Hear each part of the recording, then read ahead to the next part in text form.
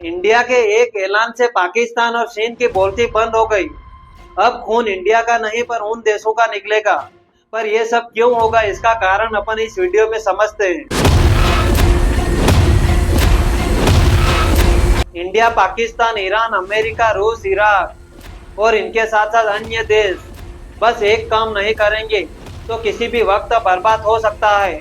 क्योंकि आज के समय में हर देश को एयर फोर्स को ताकतवर बनाना अनिवार्य है, ताकि किसी भी समय किसी भी देश के साथ युद्ध होता है तो पहले से मजबूत होना जरूरी है। तो ये सब देखते हुए इंडिया ने 10, 20, 30 नहीं पर सैकड़ों राफेल फाइटर जेट तैयार करने का आदेश दे दिया।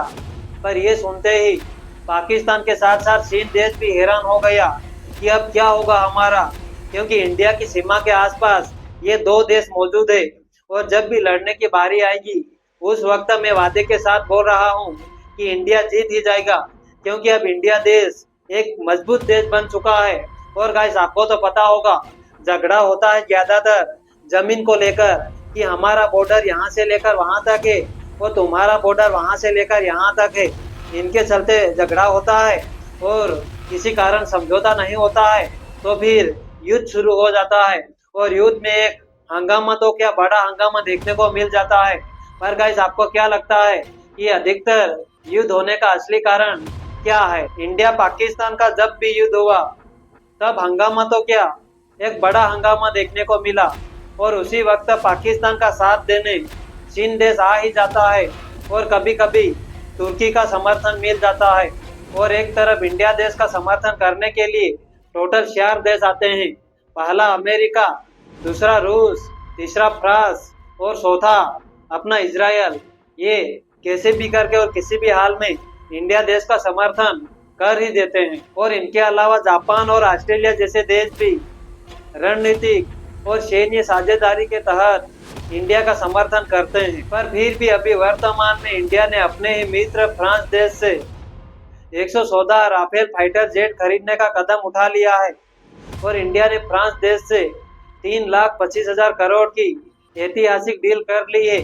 और अब इन दोनों देशों के बीच एक बैठक होने वाली है।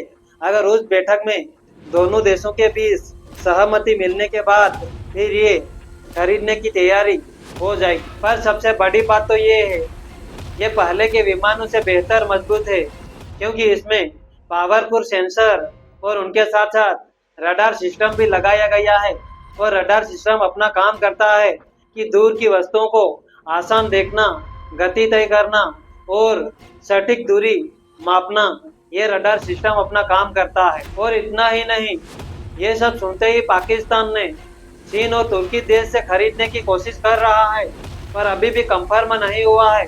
क्योंकि एक तरफ इंडिया ने पूरी डील कंफर्म कर ली है, पर दूसरी तरफ अब पाकिस्तान देश डरने लगा है कभी युद्ध हमारे साथ शुरू हो जाएगा तो फिर हमको किसी भी हाल में और कैसे भी करके हार मानना ही पड़ेगा।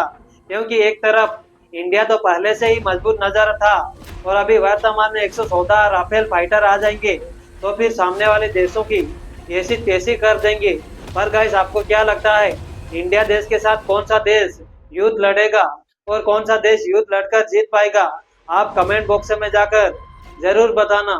क्योंकि इंडिया देश ने जो काम किया है उनके हिसाब से देखा जाए तो अब इंडिया देश के सामने किसी भी देश अब युद्ध लड़ने से पहले 100 बार सोचेगा कि हमको इंडिया से युद्ध लड़ना है या नहीं लड़ना है।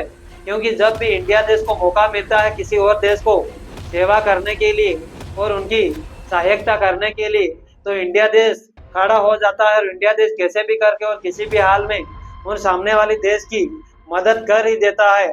पर अब देखते हैं इंडिया देश के साथ कौन सा देश युद्ध लड़ता है और जीत पाता है या नहीं जीत पाता है। पर मेरे को तो नहीं लगता है कि इंडिया देश के साथ कोई देश युद्ध लड़ेगा। हाँ, युद्ध लड़ेगा तो पाकिस्तान देश युद्ध लड़ सकता है। पर अब पाकिस्तान देश को जितना मुश्किल ही नहीं पर नामुमकिन होगा। क्योंकि जो इंडिया देश के पास अभी वर्तमान में विमान मौजूद है उनके हिसाब से देखा जाए तो पाकिस्तान देश में कुछ भी नहीं है। यानी कि इंडिया देश के बराबर तो क्या, इंडिया देश के जो आधे विमान के बराबर भी नहीं है पाकिस्तान देश में। तो अब पाकिस्तान देश को जीतना एक मुश्किल ही नहीं पर नामुमकिन होगा। पर गाइस, आपको क्या लगता है, पाकिस्तान देश इंडिया देश के सामने जीत पाएगा या नहीं जीत पाएगा? इसके लिए आप कमेंट बॉक्स में जाकर जरूर बताना। तब तक के लिए अपन अगले वीडियो में मिलते हैं। भारत माता की जय।